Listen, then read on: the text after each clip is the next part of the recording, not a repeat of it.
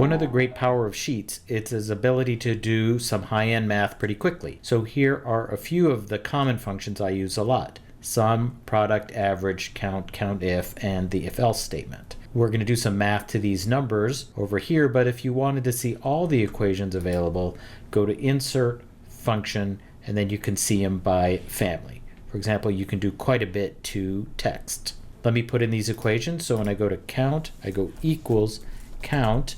Then I can see the equation here, gives me the parentheses and tells me what to put in the rest. Close the parentheses, and we got all the numbers.